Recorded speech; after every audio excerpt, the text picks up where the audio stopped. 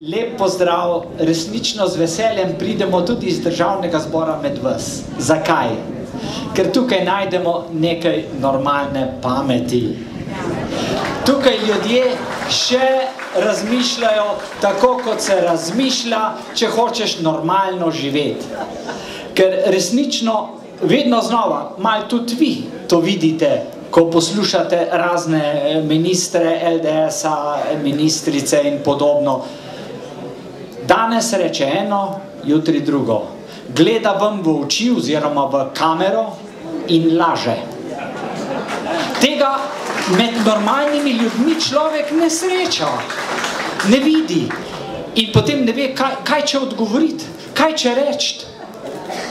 Potem se pa pojavi stvar, kot je ta nesrečna Urška Čepin, ki seveda po diktatu vlade, oziroma ne vem, menda tistih, ki so v zakulisju te vlade, govori neke stvari, smeši druge, smeši pa najbolj sebe. Ali je to stvar, argumentacija njihovega največjega protikriznega ukrepa, njihovih največjih reform in podobno? No, ko smo že pri pokojninski zakonodaji, samo to, gospe in gospodje, po letu tisti, ki bodo še morali od leta 60 do leta 65 starosti delati, med tistimi je znano, da je bolniške, še tisti, ki sedaj delajo, še enkrat več kot med tistimi delavci, zaposlenimi, ki delajo recimo od 30 do 45 leta.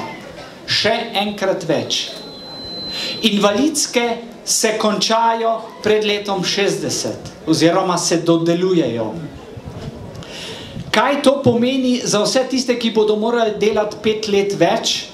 Koliko več bolniške, koliko več invalidskih? In še to, pa tega vlada nikoli ne pove na glas. Brezposeln, tisti, ki bo ostal po letu 65, in seveda teh bo zelo veliko brezposelnih, ker delodajalci pač iščejo mlajše in tiste, ki so manj v bolniški, tisti, ki so cenejši, tisti, ki več delajo, ki prinašajo nova znanja. In največ nezaposlenih bo prav v tem času, ko bodo čakali starostne meje 65 let, da se bodo lahko upokojili. En nezaposleni stane državo 530 evrov na mesec. Povprečna pokojnina je 580 evrov. Za delavce 500 evrov. Kaj bomo prišparali? Kaj bomo prihranili, če bodo ti ljudje po letu 60 šli med nezaposlene in bodo reveži čakali, da se bodo upokojili pri letu 65? Država ne bo prišparala niti evra. Niti evra. Samo ljudi bomo še bolj obremenili, zagrenili njihovo življenje in podobno. No, in ko je predsednik vlade na zadnji seji, oziroma na aprilski seji, odgovoril na poslansko vprašanje glede pokojninske reforme in je rekel, da je to največji, najpomembnejši, najhitrejši protikrizni ukrep v Sloveniji. Potem smo rekli, koliko pa bo vlada prišparala s to pokojninsko reformo, če bi bila sprejeta s 1. januarjem, sej ni, ne? Ampak s 1. januarjem letos. In vlada sama je v svojem protikriznem programu naredila finančni načrt in ugotovila, da je to, da bo prihranila 0,1% bruto družbenega proizvoda, to pa je 37 ali 40 milijonov evrov. Dobro, Gaspari je te številke popravil in je javno rekel, da bo na račun pokojninske reforme bi v letošnjem letu prihranili 50 milijonov. V letošnjem letu se pa država bo dodatno, oziroma se je že dodatno zadolžila za 2 milijardi.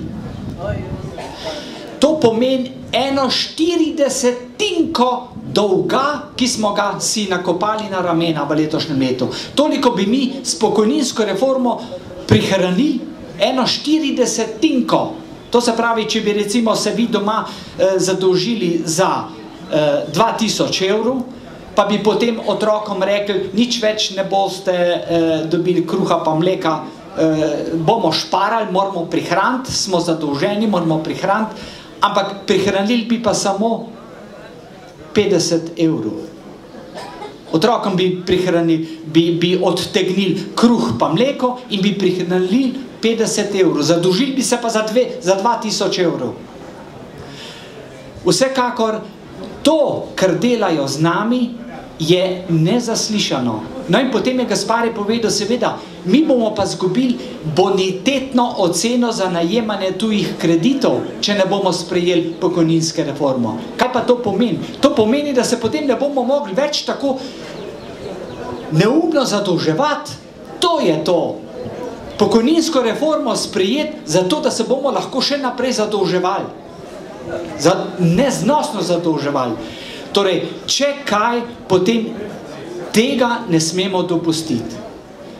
Tega ne smemo dopustiti, da bi delali se iz nas norca. In tudi Čepinova nas ne bo prepričala. Dobro je, ona morda želi delati svoj posel do leta 65 in celo več. Ampak to je njena stvar. Mi imamo tudi drugačne poklice. In drugačne poklice take, ki jih ne moramo delati, ali pa ne moramo vsi delati do leta 65. Dobro, naj Čepinova dela magar svoj posel do leta 75, ampak mi moramo ostati pri svojem in reči temu na tem referendumu ne. 3-krat proti.